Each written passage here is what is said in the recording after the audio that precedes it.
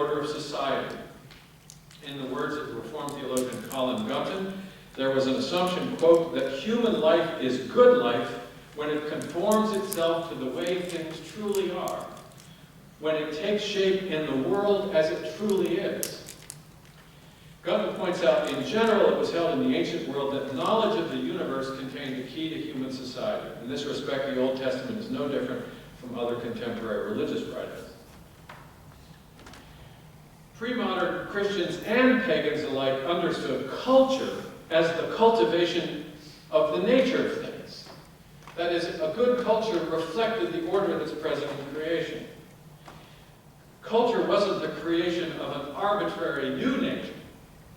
It wasn't an invention of just purely human ingenuity and willing. Louis Dupre, who for many years was a professor of religion at Yale, summarizes pre-modern Christian beliefs this way: a divinely established cosmic order, determined order, not just laws.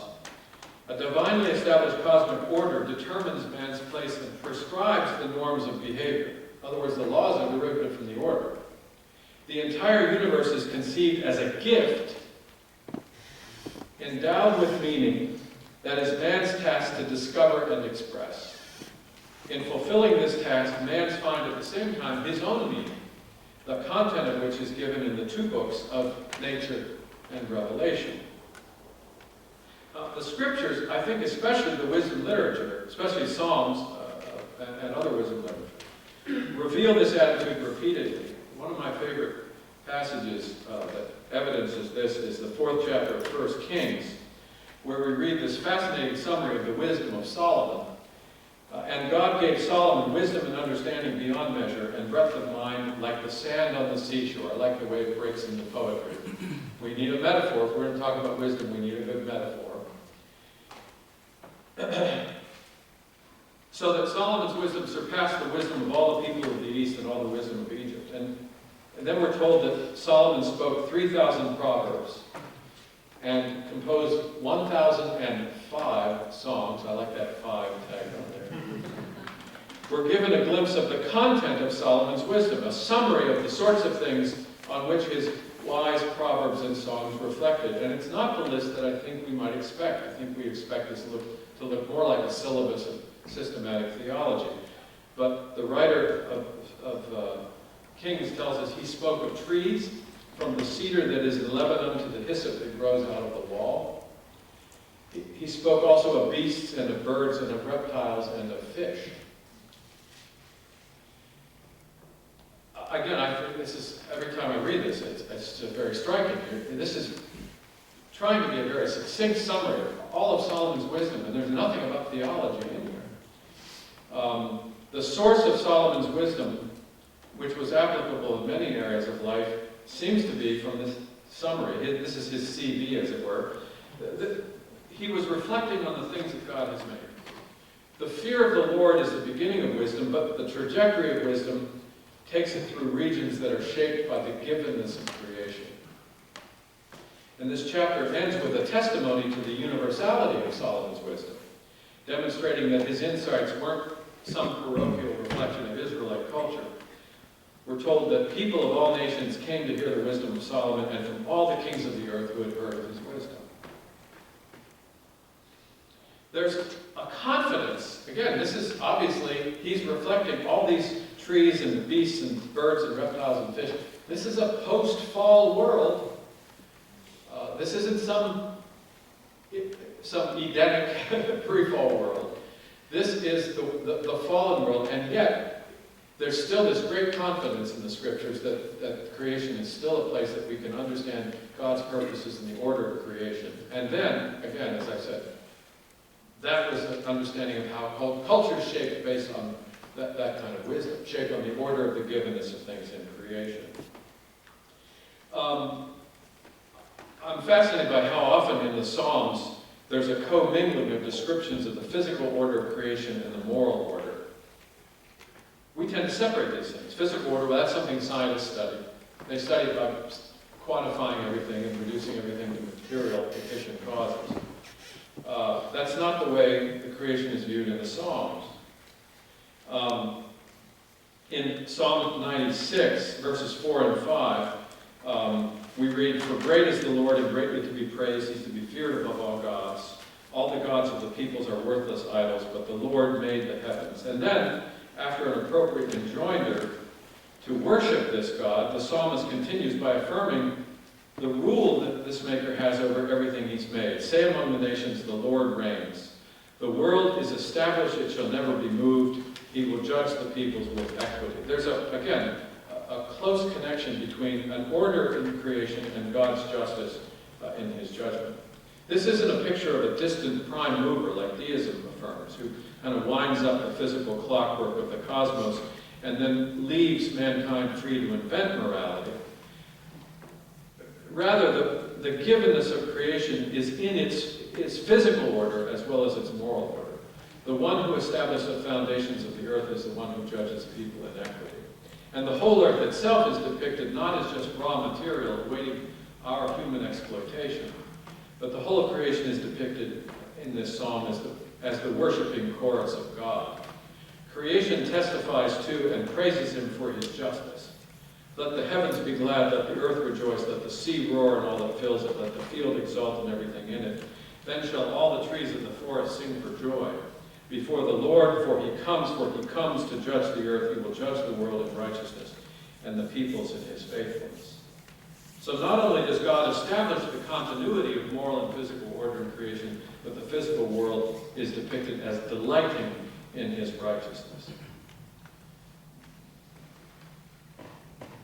In the biblical picture, the order of the material creation described often in terms of God setting the foundations of the earth isn't separable from that moral order.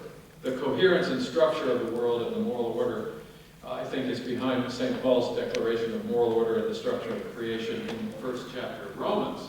There, Paul insists that there has been enough evidence in the things God has made concerning his character and his moral expectations, evidence available ever since the creation of the world, that those who disobey God are without excuse. Not only is the glory of God evident in creation, but the duty of man toward God is also evident, which would seem to include duties concerning how we live in space and time as embodied creatures. And so we come back to creation as a guide for cultural life. The nature of nature should inform the structure of culture, the form of our cultural institutions and conventions.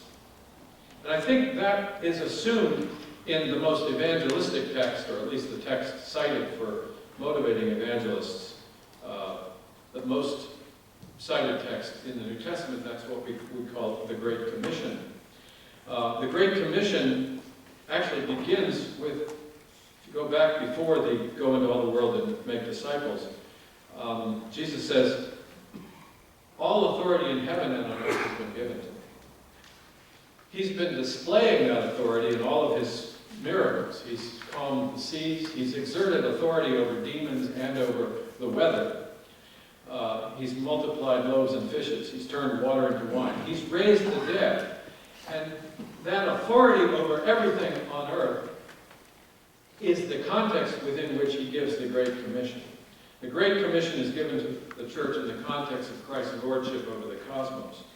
And so the church's work also always has to have that comprehensive lordship in view when it makes disciples, teaching them to obey everything that the cosmic Lord has commanded. He's not just king over their emotional lives or over their family lives. He's King of Kings and Lord of Lords, and his disciples need to be trained, enculturated, if you will, to honor that sovereignty everywhere. I want to close by highlighting the work of two theologians who've helped me think more clearly about church and culture, and you'll hear more about their work, I think, in tomorrow morning's presentation. I just want to share a couple quick insights from them. First, for Peter Leithart from his book, Against Christianity, and that provocative title, what's embedded in there is the idea that the New Testament is about the building of the church, not about the building of some abstraction called Christianity.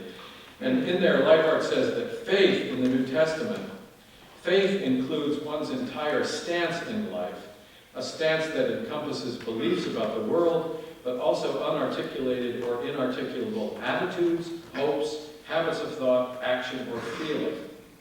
To be of one mind, as we read in Philippians 1:27, means to share projects, aspirations, and ventures. To be a Christian means to be refashioned in all of one's desires, aims, attitudes, actions, from the shallowest to the deepest. And later, Leithart insists that the scope of Christian discipleship should be much more extensive than is typically observed in many American congregations. He writes that if one is a Christian at all, he or she is, however imperfectly, a Christian from head to toe, inside out. And he quotes the liturgical scholar Mark Cyril, who says that everyone has a way of leaning into life, and the Christian strives to lean into life Christianly. And then he uses a wonderful metaphor. Conversion does not simply install a new religious program over the existing operating system. Conversion installs a new operating system. So all the other programs run differently and have new capacities. I knew you'd like that metaphor. And he says, by the same token, Christian community is not just adding a religious layer on top of social life. And I think that's the way American Christianity typically is practiced. We add a little optional component of church-going and religion, but the rest of our life is lived in accordance with the old operating system. He says, the church is not a club for religious people. The church is a way of living together before God, a new way of being human together. What Jesus and the apostles proclaimed was not a new ideology or a new religion in our very attenuated modern sense. What they proclaimed was salvation, and they meant by salvation a new human world, a new social and political reality. They proclaimed that God has established the eschatological order of human life in the midst of history, not perfectly, but truly. The church anticipates the form of the human race as it will be when it comes to maturity. She is the already of the new humanity that will be perfected in the not yet of the last day. Conversion thus means turning from one way of life, one culture, to another. Conversion is the beginning of a re-socialization and enculturation into the way of life practiced by the eschatological humanity. That's such a radical, different vision than I think most churches have, where we basically think we're going to add this religious layer, this religious component, to a way of life that's already been determined by the American marketplace or by American politics. The idea that we would actually inspire an alternative way of life that has radical consequences, it's typically not embraced. I'm going to save the insights from Oliver O'Donnell till tomorrow morning. I'm out of time. Tomorrow I'll begin by examining how modern culture encourages and enforces the dualism that I talked about. And particularly in the way that modern culture restricts the consequences of faith to private life. And then we'll have these two case studies about how modern culture's dynamic is transmitted to us by way of technology and music. Thank you very much.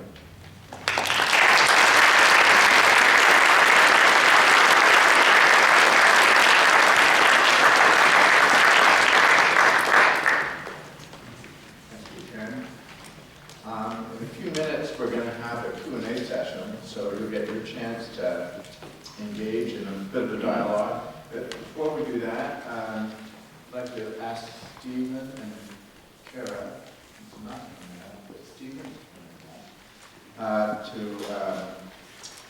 lead us in singing This Is My Father's World on page 5 of your program. So you all in the program.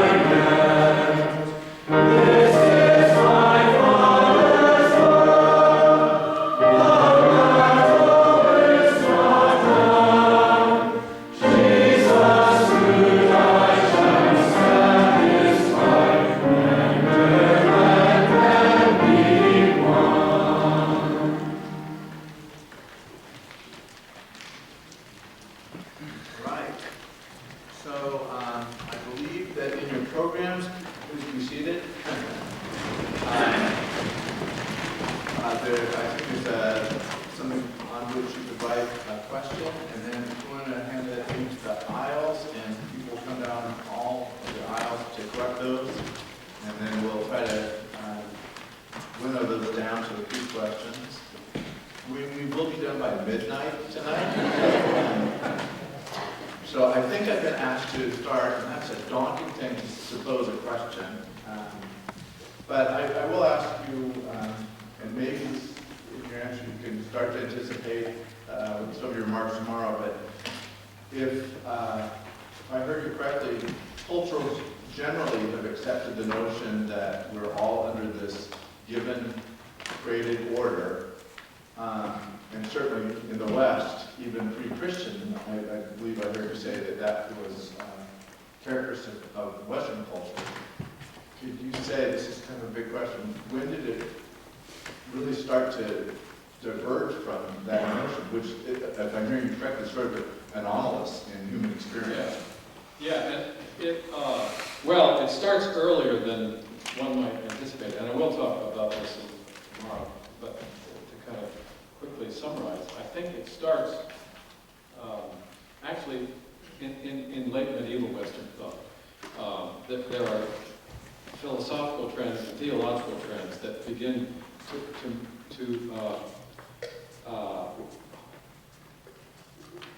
stress the will of God. One form it takes is they stressed the will of God as the ultimate and overarching attribute of God, rather than love or justice or holiness or other attributes. And it was done in part, and this is a gross oversimplification, but it was done in part to protect the idea of God's sovereignty. And so the idea, hypothetically, if God is truly sovereign and free, and does, then God needs to be free to assert a contrary set of expectations for human behavior. And in fact, I remember hearing this in seminary, the example that was used, if God is truly free and sovereign, then God needs to be free to tell us that adultery is good and faithfulness to your spouse is bad, that we should venerate Judas and despise the Virgin Mary. And tomorrow we can wake up and find that the rules have changed. And if God isn't free to do that, and now this was tied to questions about how we could recognize order in creation itself, whether there was an intelligibility that had a kind of transcendent meaning or not. And these ideas percolate for a long time. And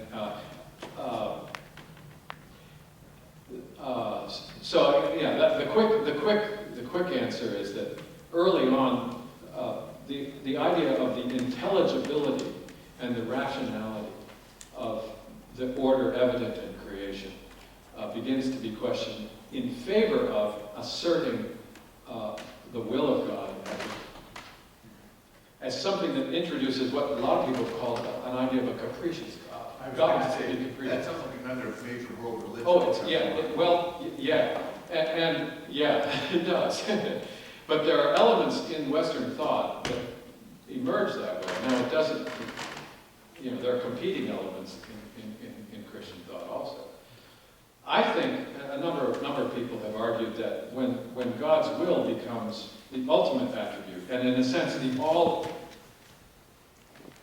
the all exclusive attribute in some way, that his will isn't tempered by his justice or his goodness or love, or his will isn't in sync with these other attributes. So does the others. Yeah, it basically trumps all the others. That's a verb that I don't use as often now as I used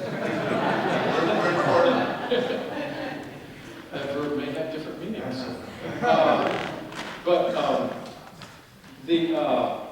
A number of people have observed when that's the vision we have of God, then it doesn't take long for that to be the vision of what human beings are. So will becomes the dominant attribute of human being. We're principally choosing creatures, and the modern idea of freedom emerges from this idea of the will as the all defining attribute, and the only really important attribute that needs to be recognized in a human being. And so this leads to the situation we're in now, where people need to be free to define reality however they see it. Each individual has to be free to name reality the way they want to, and no one can be compelled or even strongly encouraged to understand reality in a particular way that doesn't fit their own will. I'll talk more about this tomorrow. Because we're basing our view of God way back when. Yeah, and so these things, again, yeah, it's a kind of trickle down over time, and it's taken a long time for our institutions. I mean, I think a lot of the questions about marriage and gender that our society's been wrestling with the last several years and will continue to wrestle with, I think they are just expressions of this idea that if I will to define myself a particular way, then who is to say I can't do that? So it's the triumph of the will that happens to be a title of a book by Nietzsche. But it is ultimately, and I'll say that it is a kind of nihilism that I think is at the heart of modernity. And it starts relatively early and takes time to trickle down.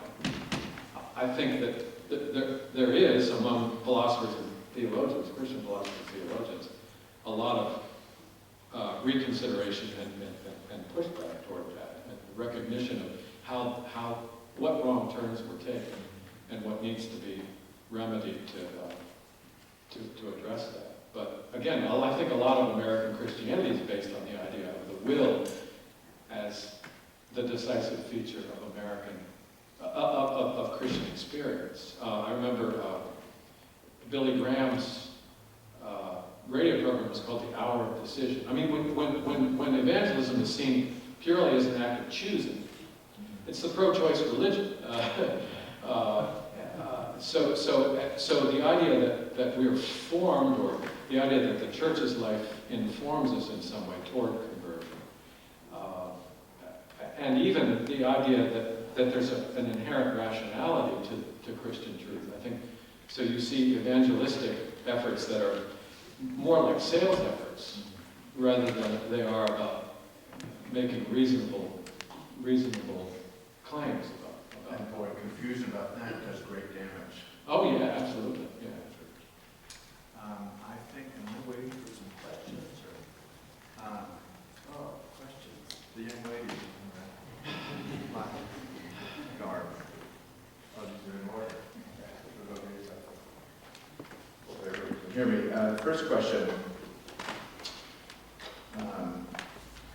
How would recovering a biblical understanding of hierarchy or authority help us recover a concept of culture as inherited versus self-styled?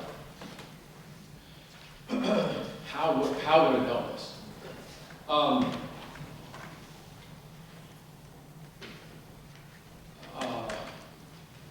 Very well. Next question.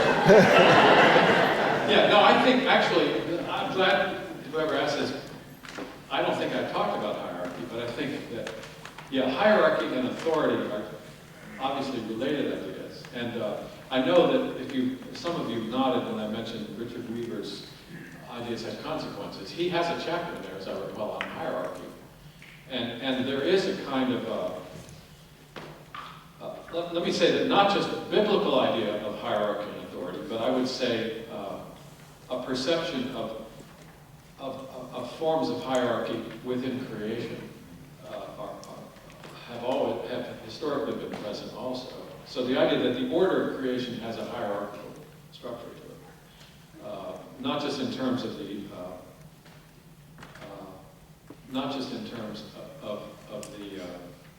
question of authority and obedience to authority, but there's, I mean, you see in some of the sciences, I mean, you see taxonomies that have higher levels of categorization down to lower levels, more specific levels. So there's a kind of hierarchical principle that's present there.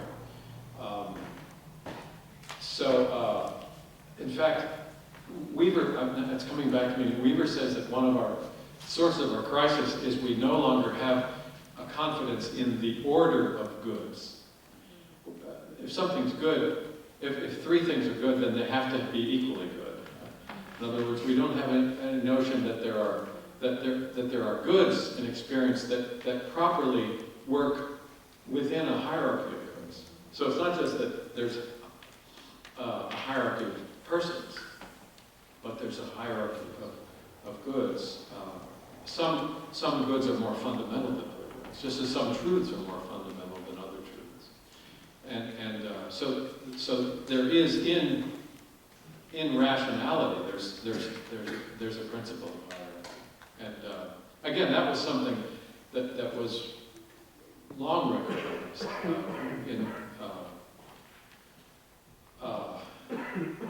in pre-Christian philosophy, and then taken up by the church pretty thoroughly. And which has been discarded. Yeah. And again, that hierarchy, again, very much related to the autonomy of the individual chooser, then authority and hierarchy are obstacles to the individual chooser. Some of you may know, if you've read it in philosophy, Immanuel Kant wrote a famous essay called What is Enlightenment? And he basically says enlightenment is choosing for yourself. It's not taking the word of other people. You don't take somebody else's word. You think for yourself. Somehow, auda was the Latin term he used. And so that's you don't accept a received tradition of truth. You think for, and that's the essence of enlightenment.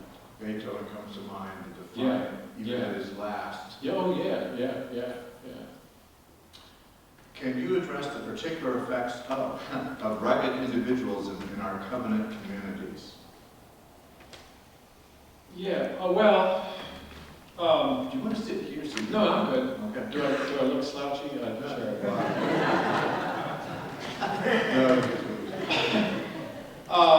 Or if you want to make No. Yeah. For rhetorical purposes. Take out the shoe. Pointing his finger to establish rapport.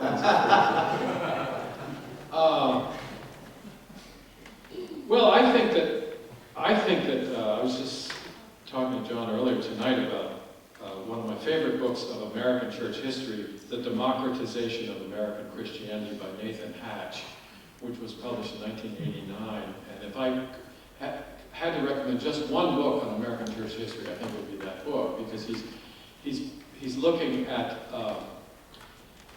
how Christianity is transformed by a democratic impulse, which is very individualistic. And that's not new, is it?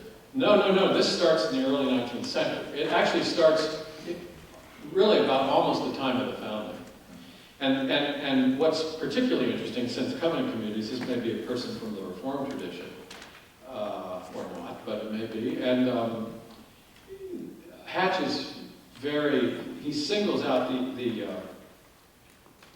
the opposition to Reformed theology. There's an appendix of anti-Calvinist verse. Apparently Calvinism inspired a lot of poetry. Not among Calvinists. And so there are all these little ditties and sagas almost that go on and on about how undemocratic the doctrine of election was, but how undemocratic the idea of ecclesiastical authority was in the Reformed churches. So un-American. It was so un-American, yeah. Whereas in other traditions, you could get saved, and the next day you could be a pastor. You're out circuit riding and preaching on a horse somewhere on the frontier. The Calvinists still wanted to retain a hierarchy of authority within the church, but also a hierarchy of intellectual, a very undemocratic notion of the idea that theology has to be the product of considered reflection over time. And I actually met Hatch sometime after the book came out, and I said, one thing you never demonstrated in the book is what kinds of arguments did the proponents of this democratized Christianity make? I mean, they're asserting the superiority of a democratized Christianity. But did they argue on biblical grounds for it? And he said to make an argument would be to fight on the enemy's turf. because there was a sense, in fact, he has a wonderful quote from one of the, I can't remember his name now, it was one of the founders of either the Assemblies of God or the Disciples of Christ, or the Church of God, one of those denominations, who says remarkably that when I study the scriptures, I study them as if I've never seen them before, that I'm not going to submit to the authority of any prior exegetical work, even what I learned yesterday. So it's like, I don't know, it's like a hermeneutic of dementia. I want to forget everything I ever knew, because otherwise, neither I nor the Spirit are free to do what needs to happen.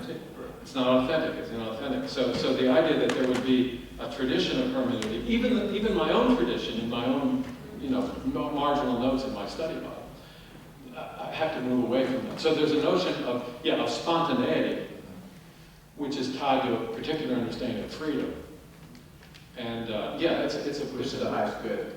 Which is the highest good, exactly. So the irony is that it becomes really clear that these.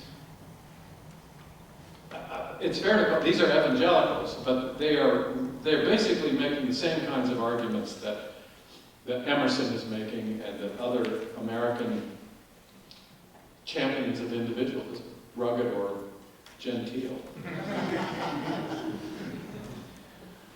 I'm watching the time here. Where was this is a maybe detailed question. Where was the passage found in Scripture that referred to chaos? Was that That's Isaiah 45. Yeah, I think it's towards the end of the chapter. Yeah. The next question. Is there a single monolithic, we need to have instructions on orthography. Is there a single monolithic culture, in quotes, with subcultures? Okay, is there a single monolithic culture with subcultures, or might there be simultaneously coexisting distinct cultures, i.e. historically Western high versus low culture, for example? What might the implications be? Yeah, well, so, I don't think first of all, I don't think there's one Christian culture. I mean, I think you can talk about the culture of the church, but I don't expect that the way of life of Christians in New England is going to look the same as the way of life of Christians in Zimbabwe. But I think there will be some aspects that they will share. So I think they will practice hospitality, for instance. And now the form that the hospitality takes might look different, but there will be a principle of hospitality. There'll be cultural ramifications of the gifts of the Spirit and the theological virtues of faith, hope, and love. These will take form in practices and institutions and I think this does in fact often happen. I mean, it's not as if this doesn't happen at all, but I think it happens much more inconsistently than it ought to. And I think that our typical practices are much more informed by the particular nation that we're a part of. Again, whether it be New England or Zimbabwe. So I think that the short answer is I think there will be. I mean, you could talk about that in terms of subcultures within the life of the church.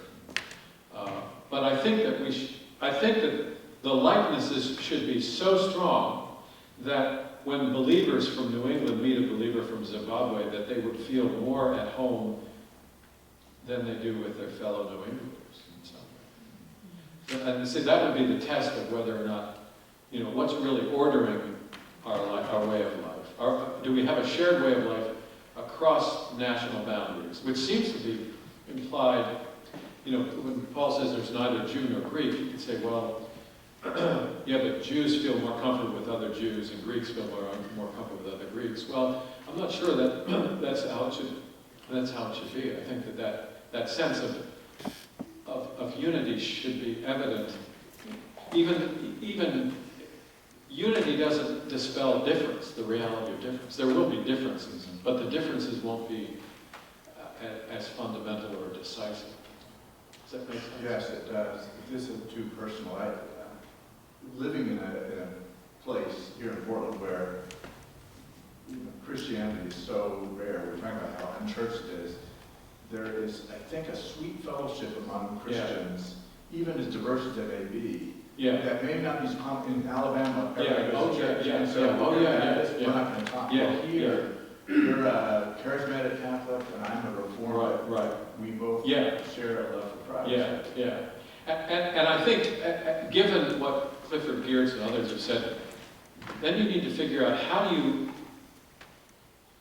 institutionalize that unity so that your children perceive it. So that, and I remember before our kids were born, one of the conversations my wife and I had, how do we raise our kids so that their principal sense of identity is as members of the church, not as, white suburbanites or whatever. So to figure out how do you have that sense of unity, but for there to be a shared way of life, it's not, it has to take some kind of institutional form.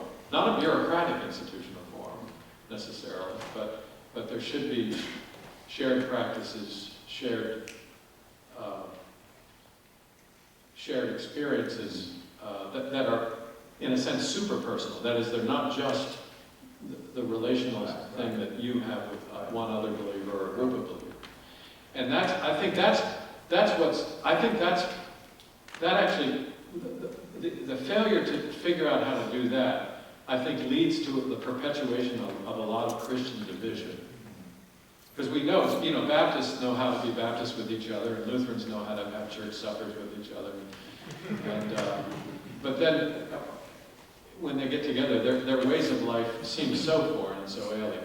And so how do you have common practice? I think that's something. I think that the rest of America is going to look more and more like Oregon soon. I think that there will be a kind of a necessity for the recognition of unity in places where people have perpetuated Christian division unnecessarily. I think of, at least, I haven't read the book, The Hiding Place, but the movie, I remember the denominational breakdowns, even the great rift between Protestantism and Catholicism broke down in years of camp because we love Christ and we're being persecuted. Regarding creation and redemption, what is the relationship between the Great Commission of Matthew 28 and the cultural mandate in Genesis 1? Yeah. I think the first time I heard that connection being made was by Dr. Ed Clowney, who was my church history, or doctrine of the church professor at Westminster. I think there is a sense in which there is a reiteration, that the Great Commission is a reiteration of what's sometimes called the cultural mandate in Genesis. That it's a reiteration in light of Christ's having come. So there's a comprehensiveness to both texts. It's all the world. The Great Commission has more specificity to it, and the Great Commission happens after the incarnation, not just after the atonement. It happens after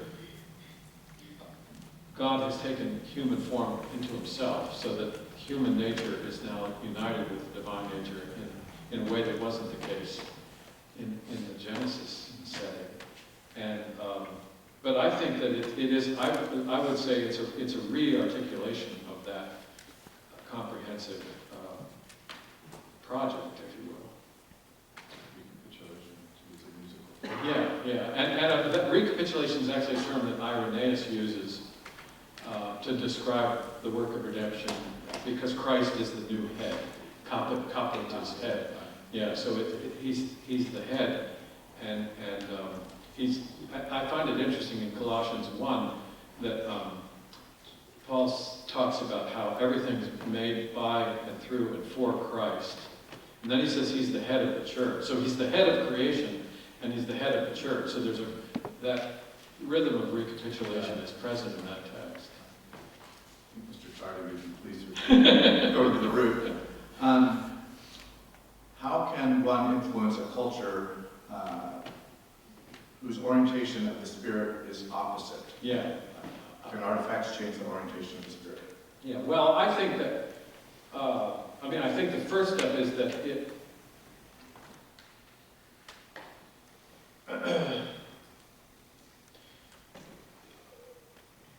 I think that we need to think about the church being a culture that exerts a kind of gravitational pull, if you will, to people who are in contrary cultures.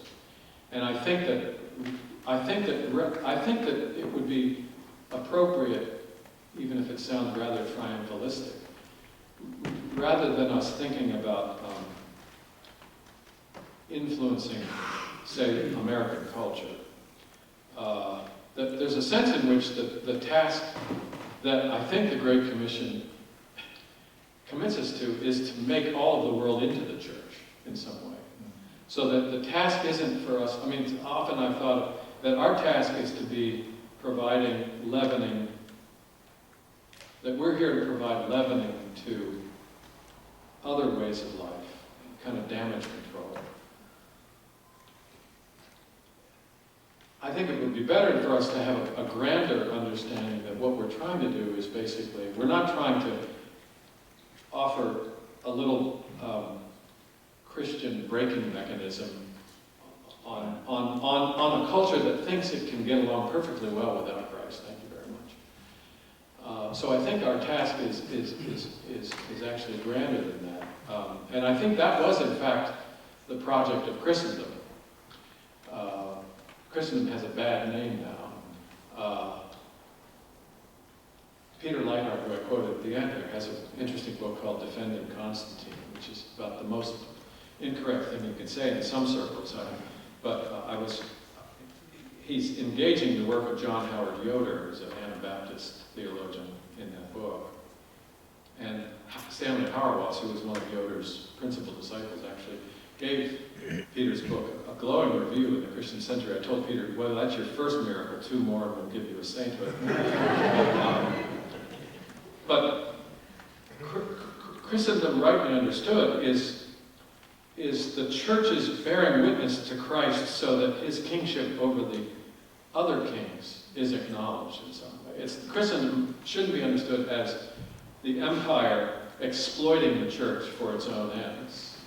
I think Christendom, at its best, was the churches having not just a leavening influence, but in some way a decisive influence in the ordering of public life. Not through the pulling of the levers of power, although sometimes that did happen. I think to the extent that happened too much, I think that led to the overthrow of Christendom in some way, the demise of it. But so I think that the task is actually not to try to influence or change, because you can't change a whole culture. You can actually convert people from one culture to another culture. So I think that's, if we think of evangelism as the conversion, not just personal salvation, but calling people to a conversion to an alternate way of life. But the only way we can do that is if we in the church have a way of life that's actually evident enough so that they can actually participate in it. And I think that, unfortunately, most churches, I often say most churches act as if they're chaplaincies to the American way of life. They're providing chaplaincy services to a way of life that's already been determined by other institutions. We may lose our job as chaplains to the American way of life, given, I think, the trajectory of American culture, that would be a good thing. That would be a good thing because... Purify and get to the truth. Yeah. So anyway, but I would say rather than trying to think of changing the culture, we basically think of converting people out of that culture and bringing them into ours. I have one last question. It's about 8:45, so I think our timing is good. Has sin contributed to disorder and chaos in creation? And if so, how? Is creation longing for restoration of order? Romans 8. Yes, the answer is yes to both. Yes, sin has contributed, and sin also affects greatly, but not necessarily decisive, our perception of the order in creation. The order is there, but it's not always perspicacious, if you will. It's not always... sin will cause us to misread the order that's there. That's a concern that is more evident in theology from the Reformation on, and maybe even earlier than the Reformation, than it seems to be in, say, in the Scriptures, in the Old Testament. I mean, it's fascinating to me that the Psalms don't seem to be fretting about people misperceiving the meaning of creation because of their own sinfulness. The Psalms are proclaiming, look, it's there, it's there. Now, that doesn't mean that the psalmists are oblivious to that. But as to the sin affecting, see, I don't think, I think sin affects not the overall order present in creation, but it affects how the order functions. And a good example of this is what the structure of the curse, how the curse reflects concerns that are present in that creation mandate or cultural mandate. So God says, be fruitful, multiply, fill the earth, and subdue it. And then he says, in that same context, he says, behold, I've given you all this food to eat. There are all these plants. Look around. There's all this stuff for you to eat. That's right in the same context in Genesis 1. It's interesting to me that the curse, so basically God says, you've got agriculture and you've got babies. Okay? Isn't that great? You're going to have a great life. You've got agriculture and you've got babies. The curse specifically mentions agriculture and babies. It says it's going to be, you're going to work harder in the garden, and it's going to be a much more, you're going to want drugs to have babies, basically. I'm paraphrasing. So I find it interesting but it's interesting, plants still grow and babies are still born. We still have babies and we still have plants. It's just harder. So I think that's a summary way of seeing that sin affects the kind of the functioning of creation, but it doesn't destroy the order of creation. That's a huge point. I quoted Oliver O'Donovan, his book Resurrection and Moral Order. His whole thesis there is that evangelical ethics is understood in light of the resurrection, because the resurrection is God's confirmation that the order he's placed in creation is still valuable to him. Because it's the resurrection of a human being who's part of that created order.